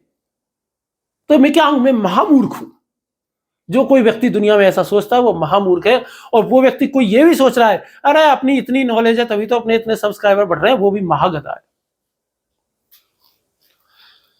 ठीक, तो जैन क्या कहते हैं, किसी का भी ज्ञान अंतिम ज्ञान नहीं है। और इसके लिए ये एक बहुत फेमस कहानी कहते हैं, अंधे, एक हाथी और 6 अंधे। मैं इस कहानी को सुनाना नहीं चाहता था शुरू से ही, मतलब चाहता तो मैं इस कहानी की शुरुआत से भी इस वीडियो की शुरुआत कर सकता था, कहानी सुना के 3 ही, एक हाथी 6 अंधे। तो 6 अंधे हैं, एक हाथी खड़ा हुआ है। तो ये अंधे लोग जाते हैं, एक जना सूंड को टच करता है तो क्या कहता है, अरे यार हाथी तो सांप जैसा होता है। एक पूंछ को पकड़ता है, अरे यार हाथी तो झाड़ू जैसा होता है। एक कान को पकड़ता है, अरे यार हाथी तो पंखे जैसा, हाथ पंखे जैसा होता है। किसी के हाथ में पैर आ गया, अरे यार हाथी तो खंबे जैसा होता है। किसी के हाथ में वो शरीर आ गया हाथी की, तो अरे यार हाथी तो दीवार जैसा होता है। तो सब वो अपने ज्ञान से तो सही कह रहे हैं, लेकिन सबका ज्ञान सापेक्ष है ना, वो पूरे अंतिम सत्य को नहीं देख पा रहे। और हम सब ज्ञान को टुकड़ों में ही देख रहे हैं, पूर्ण सत्य को हम देख ही नहीं पाते। इसीलिए क्योंकि हम सबका दृष्टिकोण सीमित है। जबकि सच्चाई को यदि जानना है तो सच्चाई को सभी दृष्टिकोणों से देखना आवश्यक है। जैसे कोई एक व्यक्ति तो क्या कह रहा है, अरे यार बड़े दान करता है यार ये आदमी, तो लगता है बड़ा दानवीर है। दूसरा क्या कह रहा है, काय का दानवीर है रे, नाम के लिए कर रहा है, ये अपना नाम लिखवाएगा इसलिए दान में दे रहा है। दानवीर कुछ नहीं है, समाज में अपना नाम रोशन करवाना चाह रहा है इसलिए कर रहा है। कोई क्या कह सकता है, अरे यार यूट्यूब पर पढ़ा रहे हैं सर, फ्री में पढ़ा रहे हैं, कितने अच्छे तरीके से पढ़ा रहे हैं। कोई कह रहा क्या खाक पढ़ा रहा है, अपने लाइक सब्सक्राइबर बढ़ाने के लिए कर रहा है, ये यूट्यूब से कमाई करवाना चाहता है, ये तो अपना नाम कमाना चाहता है इसलिए कर रहा है, ये कौन सा फ्री में कर रहा है। सही बात है, दोनों की बात सही हो सकती है, इसमें क्या गलत बात है, दोनों की ही बात सही है। डिपेंड ये करता है कि आप कौन से दृष्टिकोण से देख रहे हो। डिपेंड ये करता है कि आप श्रद्धा की दृष्टि से देख रहे हो या प्रश्न खड़ा करने की दृष्टि से देख रहे हो। वो बहुत ही फेमस है ना कि भाई गिलास है, आधा भरा हुआ है, एक कह रहा है आधा भरा हुआ है, एक कह रहा है आधा खाली है। जबकि दोनों के सत्य सच है, दोनों ही बातें सच है कि वो आधा भरा हुआ भी है और आधा खाली भी है। और एक क्या कह रहा है कि ना तो ये भरा हुआ है ना ही खाली है यार। तो ये तो दृष्टिकोण के ऊपर डिपेंड करता है ना, आप कौन से दृष्टिकोण से चीजों को देखना चाहते हैं, आप चीजों को किस नजरिए से देखना चाहते हैं, वो इस चीज पे डिपेंड करता है। मैं तो कहता हूं कि पूरा जीवन ही हमारा इसी दृष्टिकोण पे निर्भर करता है कि हम किस तरीके से चीजों को देखें।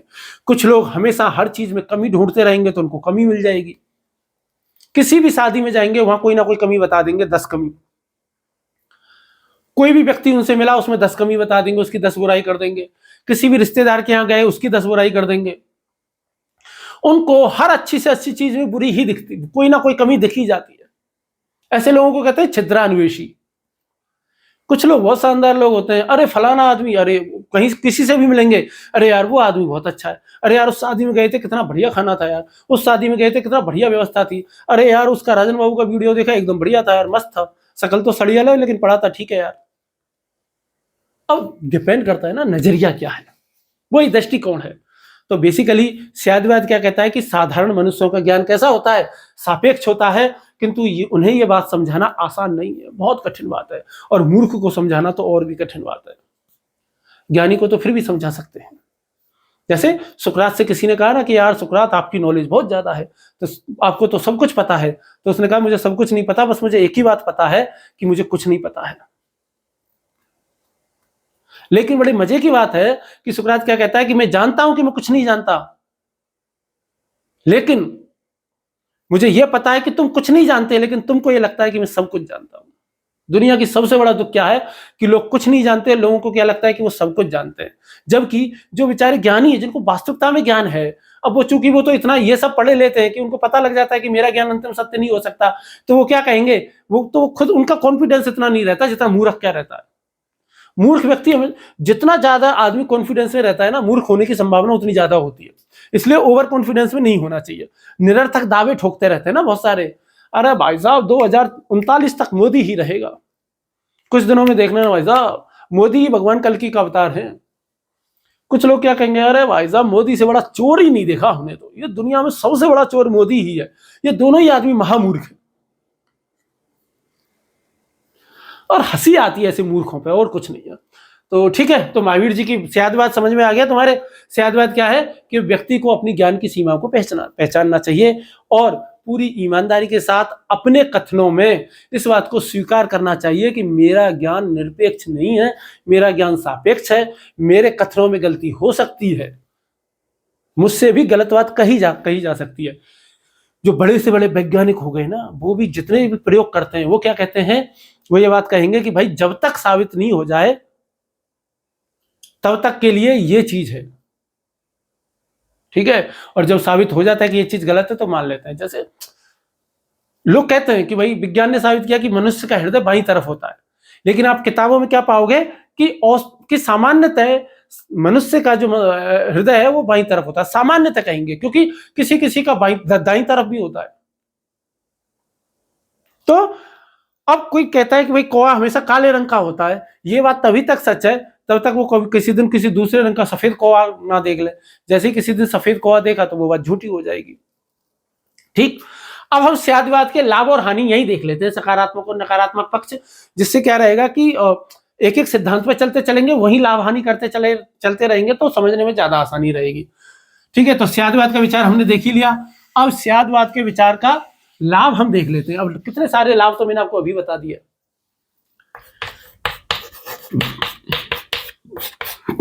सॉरी। अच्छा एक बात बताओ, दुनिया में सारी झगड़ा किसका है? विचारधाराओं का झगड़ा है। मार्क्स विचारधारा आ गई आपकी, मार्क्सवादी विचारधारा अलग आ गई, समाजवादी विचारधारा अलग है, पूंजीवादी विचारधारा अलग है, राष्ट्रवादी विचारधारा एक अलग है।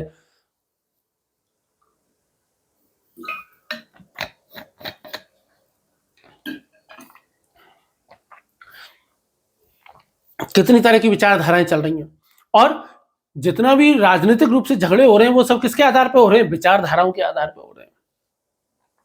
सारे झगड़ों के मूल में क्या बात है कि कोई व्यक्ति है, कोई देश है, कोई संस्थान है, वो अपनी विचारधारा को एकदम सही मानता है और वो अपनी विचारधारा से टस से मस होने को तैयार नहीं है, वो एक इंच भी सुनने को तैयार नहीं है। सभी को ये लगता है कि अंतिम सत्य उन्हीं के पास है।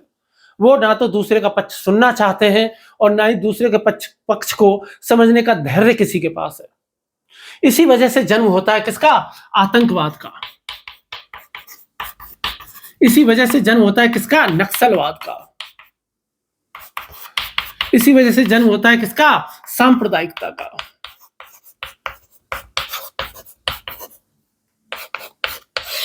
इसी वजह से जन्म होता है किसका? भाषावाद का।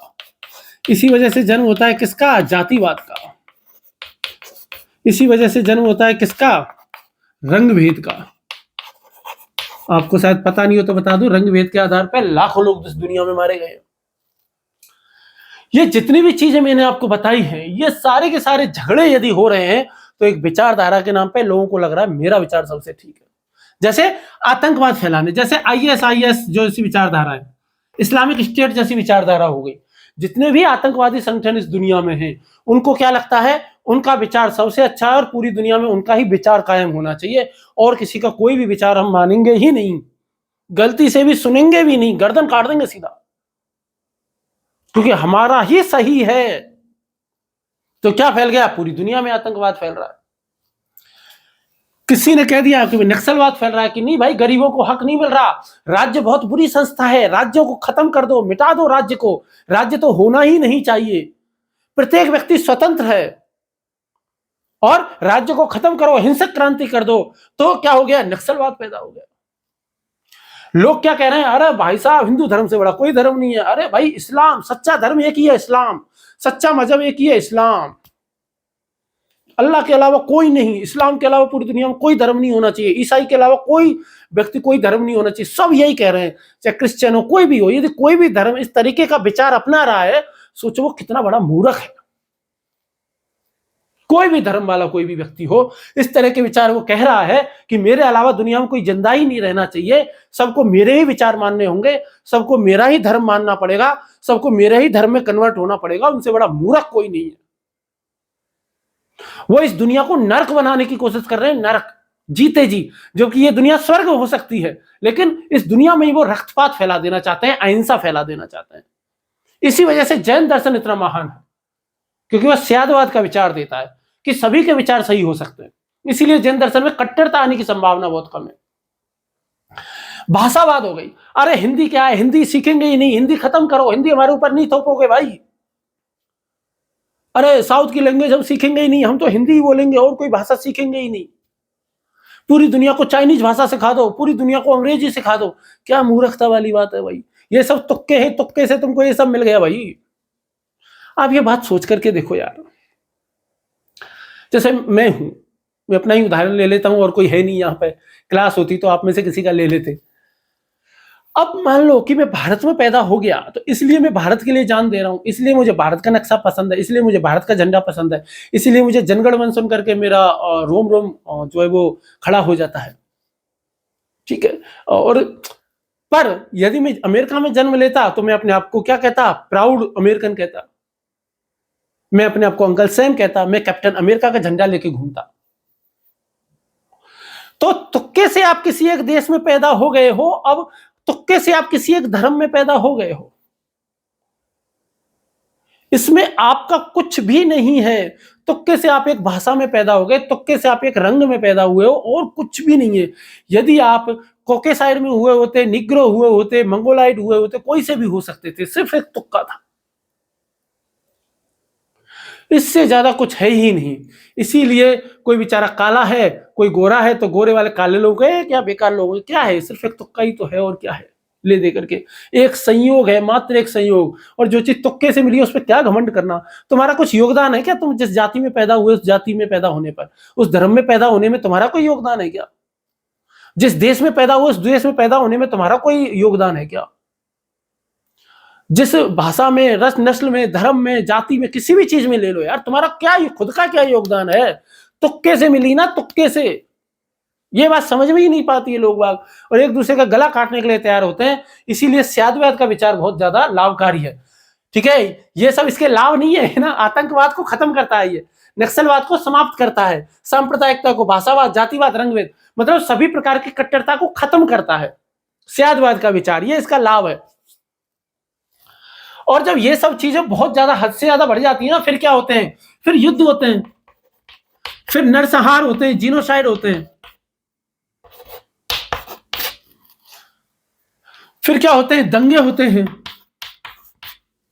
इन सब चीजों को रोका जा सकता है स्यादवाद के एक विचार को अपना करके। यदि हर कोई स्यादवाद के विचार को अपना ले, पूरी दुनिया, तो ये सारी की सारी चीजें खत्म हो जाएंगी। इतना महान है जैन दर्शन।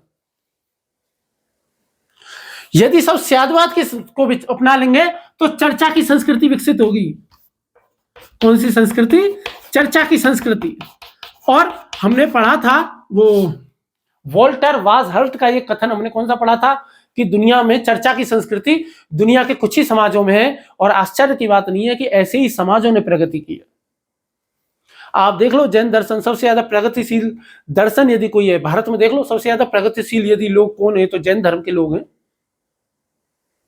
सब बिजनेस करते हैं, सब बिजनेस हैं, व्यापारी हैं। आपको शायद ही कोई जैन धर्म को मानने वाला भिखारी दिखेगा, आपको शायद ही कोई जैन धर्म को मानने वाला दंगा भड़काने वाला मिलेगा, शायद ही आपको कोई जैन धर्म को मानने वाले बहुत अपराधी बहुत कम मिलेंगे, आपको नक्सलवादी नहीं मिलेंगे, आतंकवादी का तो कभी होने की संभावना ही जीरो के बराबर है। क्यों? क्योंकि इनका दर्शन ही वैसा है ना, फिलॉसफी ही वैसी है। और इनकी जो फिलॉसफी है वो क्या है? वो वैचारिक लोकतंत्र का मूल है कि भाई ये क्या है कि मूल है कि हम क्या फैला रहे हैं? लोकतंत्र फैला रहे हैं।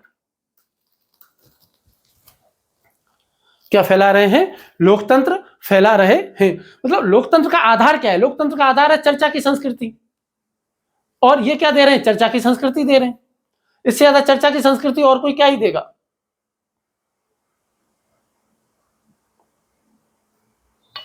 ठीक है, आगे देखते हैं।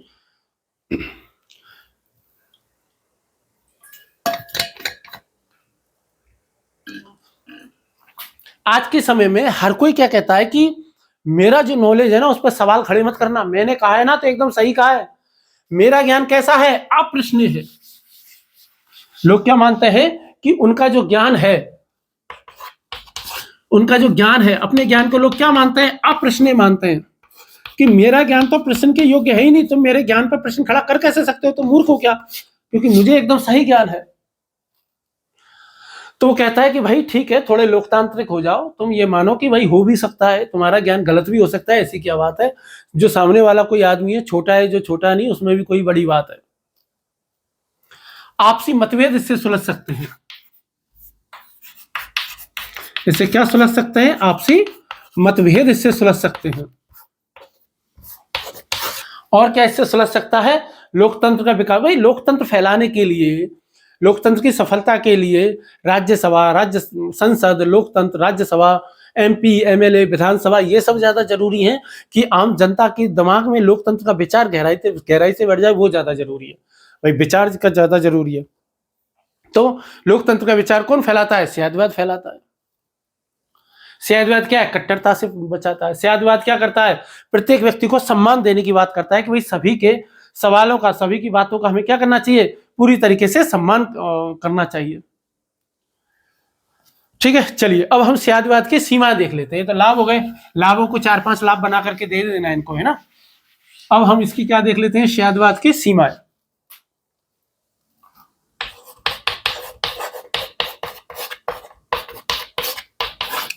सबसे पहली सीमा जो है ना वो क्या हो सकता है? द्वंद्व। नैतिक निर्णय में द्वंद्व हो सकता है। नैतिक निर्णय में द्वंद्व कैसे हो सकता है? कि भाई कोई कहे कि यार ऐसा काम कर दो, तो कहते कि यार शायद ऐसा काम करना नैतिक है, यार शायद ऐसा काम करना अनैतिक भी हो सकता है। तो द्वंद्व हो सकता है नैतिक निर्णय लेने में, द्वंद्व। लेकिन द्वंद्व कब होगा? जब आप चरम पे जाकर के, चरम पे पहुंच के हो जाओगे 100%। अब हर बात में, छोटी छोटी बात में भी आप स्यादवादी हो जाओगे, तब आपको ये द्वंद्व ज्यादा होगा। निर्णय की स्पष्टता कम हो जाती है, निर्णय स्पष्ट नहीं, क्योंकि आदमी हमेशा डाउट में रहेगा ना, और जो डाउट में रहेगा वो सही निर्णय कैसे ले पाएगा कि यार आईएएस की तैयारी करना सही है गलत है, अरे यार इस आदमी से एथिक्स की क्लास लेना सही है गलत है, ये आदमी सही पढ़ा रहा है गलत पढ़ा रहा है, ऐसे। ठीक है, विचारों में अस्थिरता आ सकती है कि यार कोई कहेगा कि यार कभी तो तू कहता है कि हो सकता है, कभी तू कहता है नहीं हो सकता है, तो भाई क्या बात है? तो विचारों में क्या आ सकती है? इससे अस्थिरता आ सकती है। विचारों में क्या आ सकती है? इससे अस्थिरता आ सकती है। इसके अलावा क्या हो सकती है? दुविधा हो सकती है। भाई ये तो मैंने बता ही दिया, निर्णय स्पष्ट नहीं ले पाएंगे तो दुविधा ही होगी। ठीक है, और इससे क्या होगा? निर्णय कमजोर हो जाएंगे, वो मैंने आपको बता ही दिया। प्रशासन कमजोर हो जाएगा इससे। प्रशासन ये कहेगा कि यार शायद दंगे हो सकते हैं, शायद नहीं हो सकते, ऐसे कैसे काम चलेगा, है ना। तो प्रशासन कमजोर हो सकता है। लेकिन ये सारी की सारी सीमाएं कब होंगी? जब आदमी स्यादवाद को जरूरत से ज्यादा अपना लेगा, बिल्कुल पूरी तरीके से डूब ही जाएगा इसमें तब। अदरवाइज स्यादवाद का जो विचार है वो दुनिया के सबसे ज्यादा शानदार और सबसे ज्यादा मौलिक विचारों में से एक है। यदि स्यादवाद के विचार को जीवन में अपना लिया जाए, दुनिया का प्रत्येक व्यक्ति यदि जैन दर्शन के इस स्यादवाद के विचार को अपना ले, तो इस दुनिया से कट्टरता खत्म हो जाएगी, इस दुनिया से युद्ध खत्म हो जाएंगे, इस दुनिया से आतंकवाद खत्म हो जाएगा, अहंकार का युद्ध खत्म हो जाएगा। इस दुनिया में जो भी ईगो की जो लड़ाई है, घरों में ईगो की जो लड़ाई होती है, पति पत्नी में कई बार झगड़े हो जाते हैं, दोस्तों में हो जाता है, वर्क प्लेस पे हो जाता है, कहीं पे भी है, उन सब का निपटारा किससे हो सकता है? स्यादवाद से किया जा सकता है, और दुनिया का सबसे शानदार विचार है। तो इसी तरह महावीर स्वामी की जय बोलते हुए नेक्स्ट क्लास में अब हम मिलेंगे। समय खूब हो गया है, और नेक्स्ट क्लास में हम तत्व मीमांसा पढ़ेंगे, और उसमें हम क्या पढ़ेंगे? अनेकांतवाद। तो ठीक है, जैन दर्शन आपको पसंद आ रहा होगा। इसमें कोई भी सवाल, कोई भी डाउट हो तो कृपया करके रिक्वेस्ट है आपसे जरूर पूछें आप। और कोई भी गलती यदि बोलने में, पढ़ाने में कुछ भी हो तो बताना मेरे को। कोशिश तो मैं यही करता हूँ कि एक भी तथ्य गलत ना हो, एक भी विचार किसी दूसरे के नाम से किसी भी विचार को मैं गलत ना दे दूं। मैं 2-2, 3-3 बार क्रॉस चेक करता हूँ हर चीज को बोलने से पहले, चेक करने से पहले। और ऐसे नहीं है कि मैं आता हूँ और कुछ भी बोल देता हूँ, नहीं, मैं पहले पूरी तरीके से इसके क्या करता हूँ, पूरा स्क्रिप्ट बनाने की कोशिश करता हूँ, और मोटा मोटी एक पेज पर मैं लिखता हूँ कि भाई क्या क्या बनाना है, क्या क्या लिखना है, क्या क्या नहीं है, और किस किस चीज का जिक्र करेंगे, किस किस दार्शनिक का जिक्र करेंगे। कई बार ऐसा भी हो जाता है विचार फ्लो में कि जैसा सोचा होता है उससे अलग भी कई बार हो जाता है, उससे अलग लोगों का भी जिक्र कई बार ऐसा हो जाता है विचार फ्लो में। पर ठीक है, कोशिश हम करते हैं अपनी तरफ से अच्छा करने की। मनुष्य हमेशा यही कर सकता है कि अपनी तरफ से जितना भी उसको नॉलेज है, जितना उसको ज्ञान है, जितना भी उसको आता है वो उतना बता सकता है। और क्या कर सकता है? मैं सीख सकता हूँ और खुद को और बेहतर करने की कोशिश कर सकता हूँ। तो मैं अपने आप को और सीखना चाहता हूँ और अपने आप को बेहतर करने की लगातार कोशिश करता रहता हूँ। तो आप भी कृपया मुझे बेहतर बनाने के सुझाव देते रहें। आपसे पिछले 2-3 वीडियो से आपका जो प्यार मिला है वो मतलब गजब का है। और बहुत बहुत धन्यवाद, आभार आपका कि जो इतना प्यार आप मेरे को लुटा रहे हैं, और आपके सवाल भी खूब सारे आ रहे हैं, तो उनके लिए भी आपका बहुत बहुत आभार, धन्यवाद। ठीक है, चलिए सवाल पूछते रहिए। नेक्स्ट वीडियो में मिलते हैं, एकांतवाद वगैरह और नए विचार पढ़ेंगे जैन दर्शन के। इसी तरह पढ़ते रहिए, सीखते रहिए। धन्यवाद, नमस्कार।